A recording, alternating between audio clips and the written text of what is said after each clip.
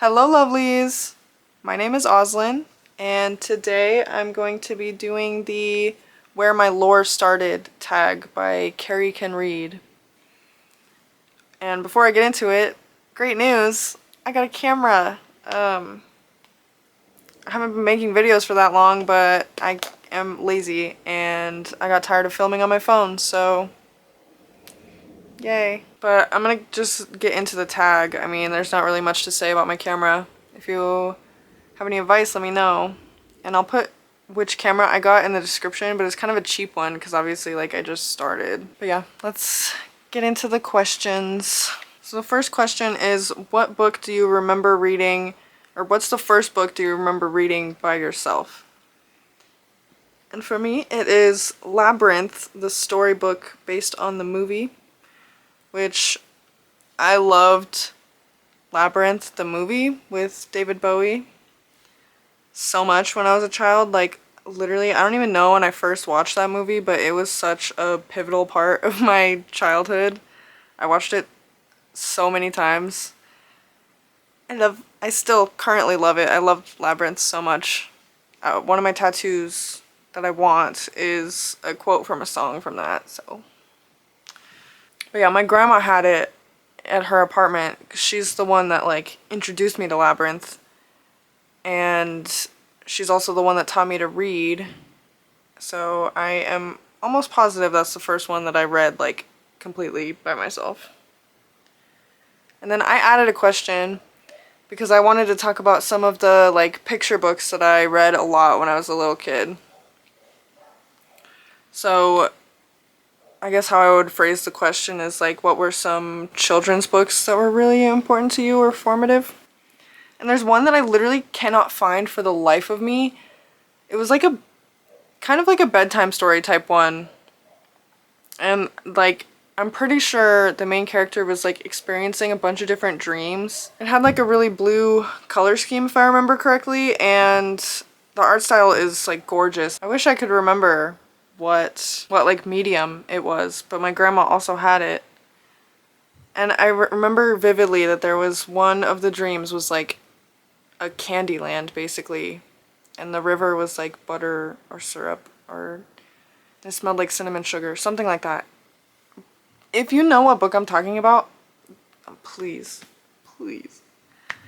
Anyways, the ones that I do actually know: Fancy Nancy's Tea Parties.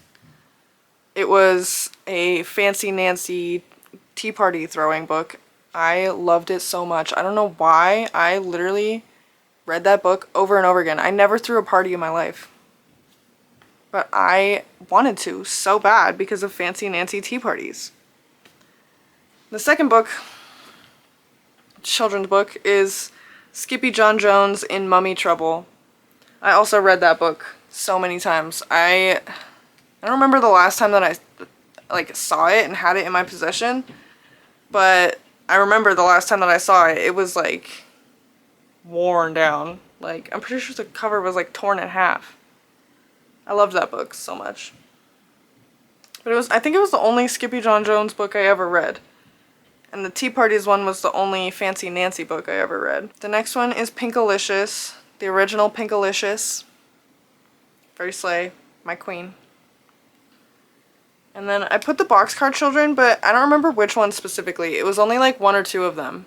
And I don't remember really anything about them except that they were definitely the Boxcar Children books, you know? But that's all I have for my formative picture/children's books. The next question is, what character did you most identify with in elementary school?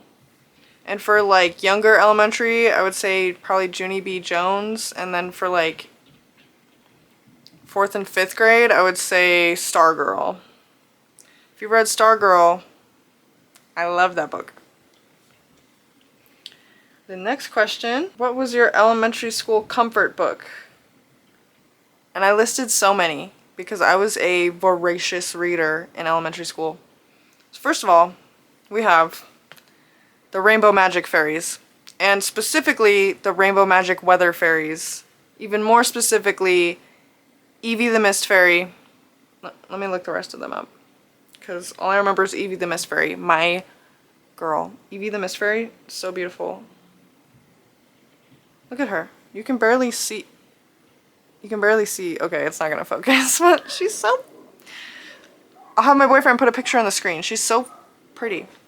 She's my style icon. But if we're gonna talk fashion icons, Haley, the Rain Fairy. Girl, oh my god. My queens, oh my god. I also really like Pearl the Cloud Fairy and Crystal the Snow Fairy.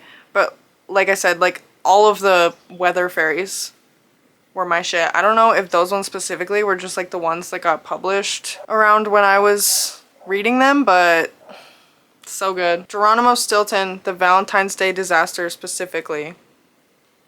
That one, I read that one a lot too. I'm pretty sure I most recently read that one when I was like a young teenager. Like, I don't know why. I just found like the art style and the way that a lot of the like little hearts and stuff were drawn was really satisfying. And like, I'm trying to remember. Literally don't remember anything about any of these books, if I'm being so honest.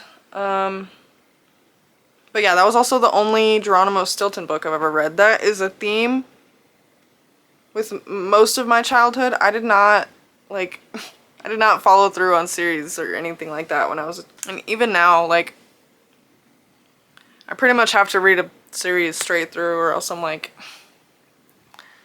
do I want to? But I'm trying to change because romantasy series have been ruining my life, so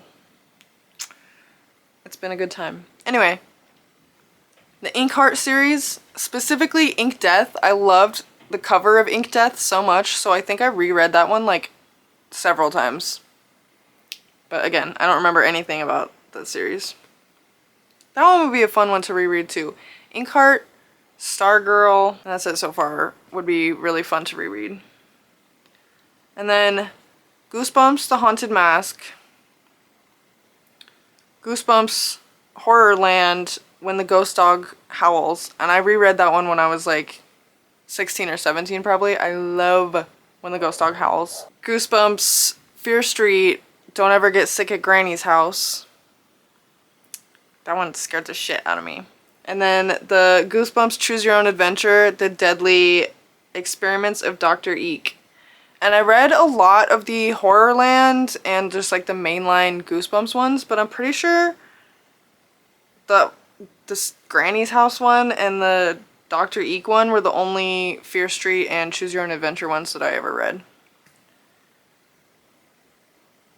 But like, seriously, I can't express how much I currently love. I need to reread that one too. When the Ghost Dog Howls. If you have a first edition printing of that in good condition, I will buy it from you. I'm not joking. I should look on eBay too. Anyway, next question is, where or what was your safe space as a kid? And I've already mentioned my dear grandmother, but it was her apartment. I spent a couple years of my childhood there, and like I said, she taught me how to read. She was just so important to me in my childhood, and she did so much for me, and she inspired me to read a lot, so yes, I miss her. Next question. How has your taste in books changed since you were a kid? It hasn't, like, really at all. I mean, obviously I wasn't reading romance as a child, but like, I started reading Wattpad pretty early. And I did read Twilight, also probably earlier than I should have. And I was really into Tris and Four and Divergent. Haha. Haha.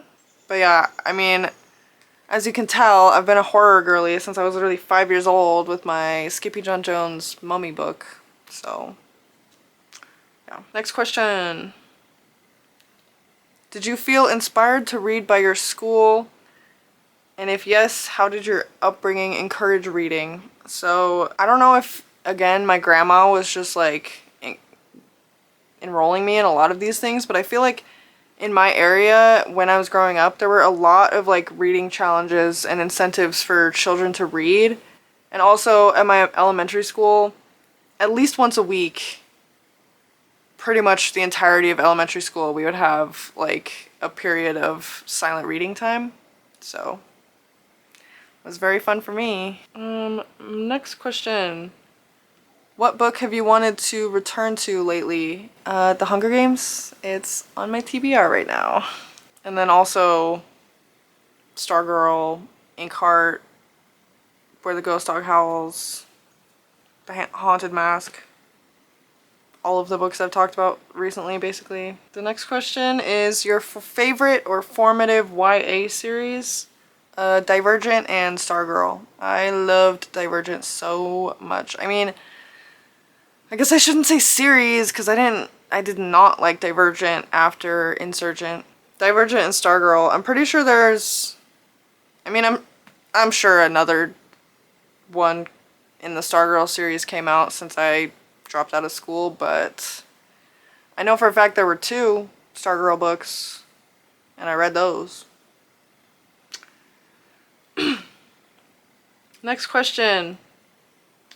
A book you had to read in school but you loved. Literally, I don't think I ever actually completed a book that I was assigned to read in school. Like, I was a SparkNotes girl.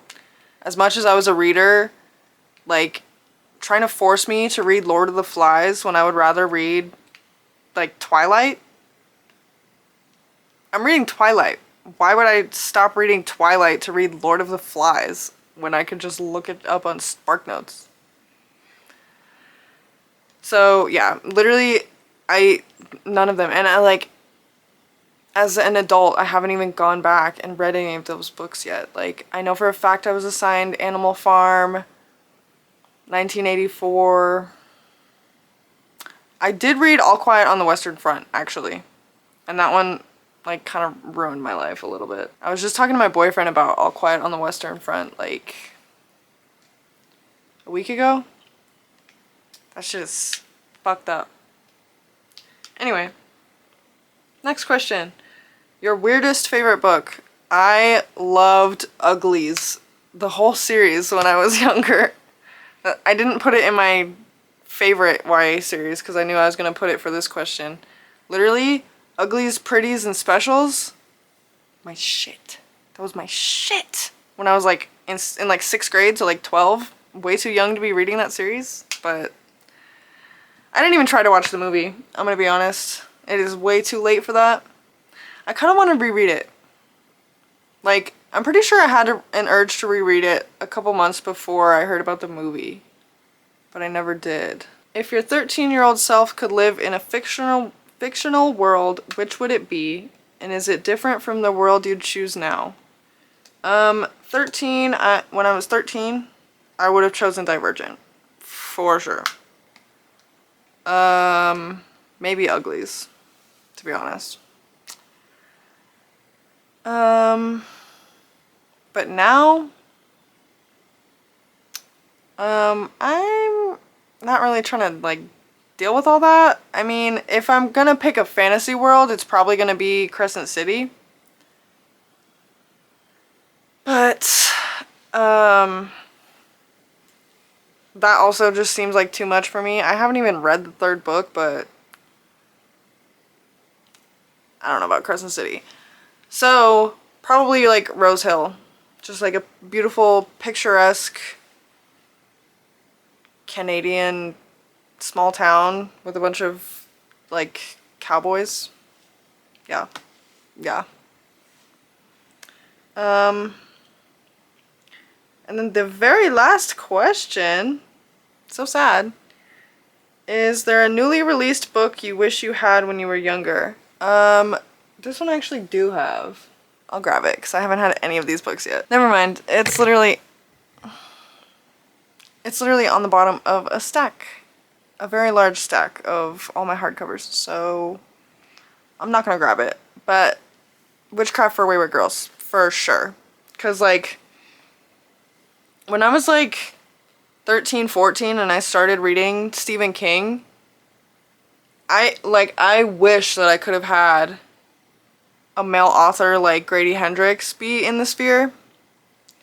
And like, there are so many amazing female horror authors, obviously, but I just feel like that one would have impacted me the best when I was actually a teenager, you know? So, yeah, hopefully you guys enjoyed. I'm sorry, a lot of my videos have been kind of lazy lately. Now that I have a camera, hopefully I film more. I've been in such a slump that like filming reading vlogs is not really top of mind, and like I'm just so in the mood for romance and fantasy romance that like that's what I want to talk about, but I feel like I haven't read enough to give recommendations really. So yeah. Anyways, I'll see you guys in my wrap up, and I might post it a little earlier than a week from this one because I want to. So yeah, see you in the next one.